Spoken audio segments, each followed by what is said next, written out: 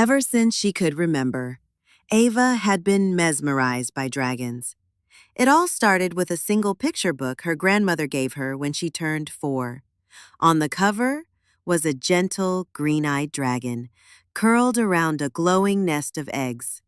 The pages inside were filled with soft watercolor scenes, dragons napping in sunbeams, playing hide and seek in the mist, and weaving through ancient forests like living streams of wind and flame.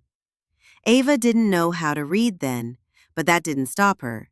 She carried the book everywhere, tracing the dragon's shapes with her tiny finger and inventing stories aloud for anyone who'd listen. Most days, she read them to her teddy bear. Sometimes her cat would curl up beside her and purr, as if it too believed dragons were real. As she grew, so did her collection. For every birthday, she asked for dragon books. For every holiday, she wished for new dragon adventures. She loved how no two dragons were the same. Some were majestic and proud, perched on cliffs beneath the stars. Others were shy and curious, hiding in tea kettles or raindrops. Each one held a story, and each story made her heart feel fuller, wilder, and more alive. Dragons weren't just creatures in books. To Ava, they were the keepers of mystery, the guardians of imagination. She didn't know why they called to her so deeply, only that they always had. And so, even before she knew all the letters of the alphabet, Ava knew this for certain. Where there were dragons, there was wonder. And she was determined to follow them, one story at a time. Her bookshelf groaned under the weight of dragon tales. It wasn't just a piece of furniture, it was a gateway. Each shelf held a different world, a different kind of dragon. Some of the books were so old, their covers had turned soft with age, their spines peeling like ancient tree bark. The pages smelled of time and secrets.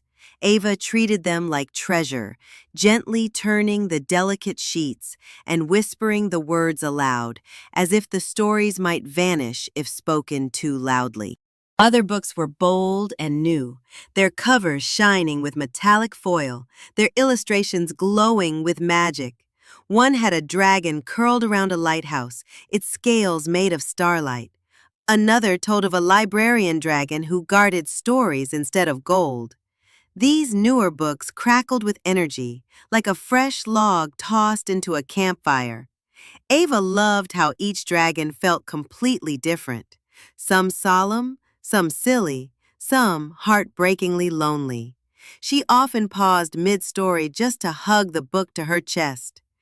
Her favorite part was that no two dragons lived in the same place. Some guarded icy caves filled with forgotten music. Others soared through clouds that rained cinnamon instead of water. One even lived in a mirror and only appeared when the moon was full. Ava had read about sea dragons that built coral castles and dream dragons that slipped into children's minds to leave glowing footprints in their memories. She never grew tired of the worlds. Each book was a new adventure, a new friend, a new secret to uncover. Ava would lose entire afternoons to these stories, curled on the rug with her feet in the air and her eyes wide with wonder. Her room was quiet, but in her mind, dragons roared, laughed, wept, and flew. And she loved them all, because with every book she read, she wasn't just learning about dragons, she was becoming part of their world. Ava never left home without a dragon book. It didn't matter where she was going, school, the grocery store, even dentist appointments. There was always one tucked under her arm or poking out of her backpack like a wing ready to unfurl. Most kids brought tablets or toys. Ava brought dragons. On the school bus, she'd press her forehead to the window, the book open in her lap. The world outside blurred past, but in her mind, she was racing through mountains on the back of a sky serpent, dodging lightning bolts and chasing the sunrise. Sometimes, the other kids would lean over to see what she was reading. Ava would smile politely, but she never handed the book over. Dragons, she believed, chose who read their stories. In class, she slipped the book beneath her math notebook, her eyes flicking between equations and fire-breathing adventures.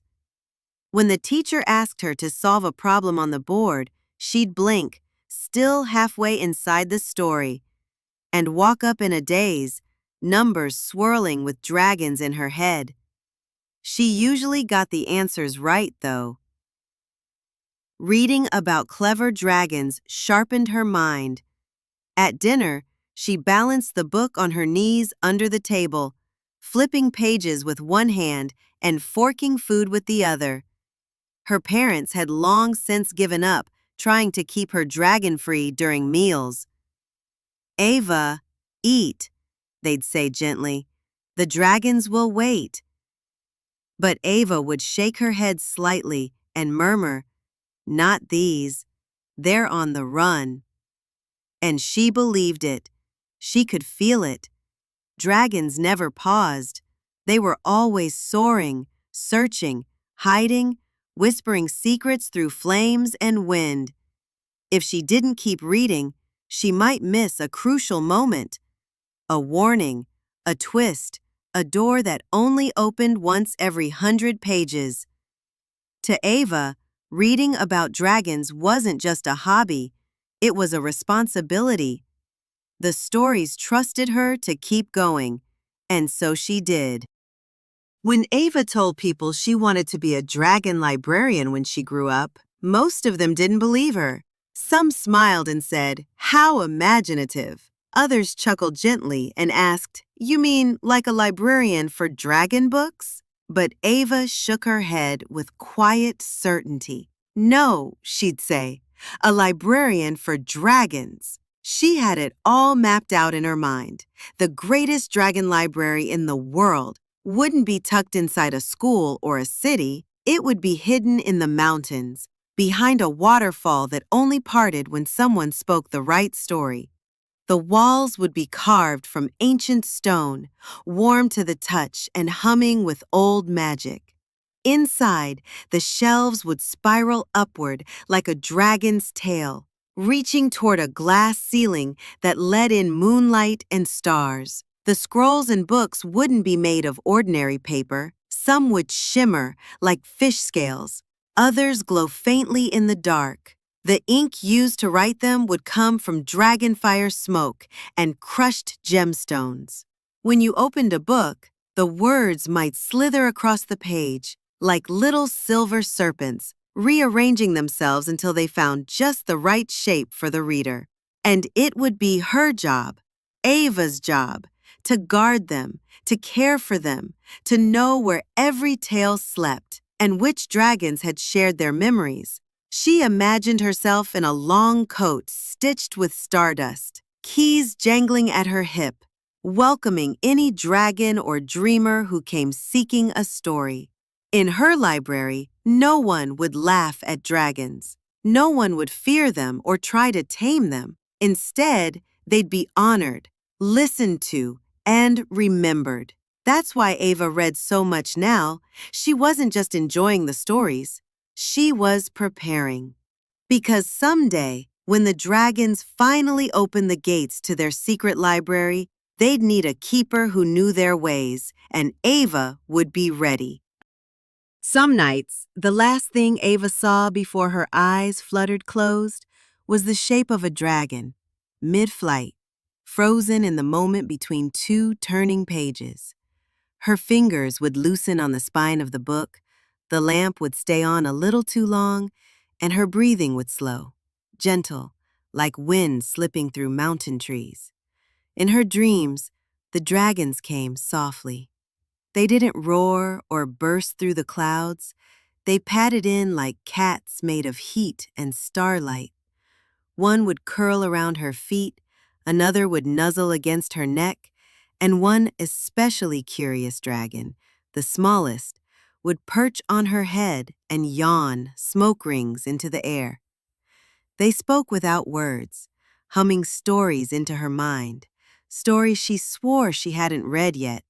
Tales of sky palaces and invisible caves, of dragon songs so old they held secret wisdom.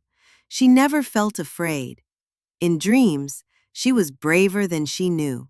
Sometimes she rode on a dragon's back, soaring above candle-lit villages and lightning-lit seas. Other times, she simply rested beneath a dragon's wing, listening to the sound of fire crackling in its chest like a lullaby written just for her. When morning came, she'd wake, tangled in her blankets, the book still beside her, sometimes under her arm, sometimes flat on her chest like a shield. A page might be wrinkled, a corner bent, but Ava didn't mind.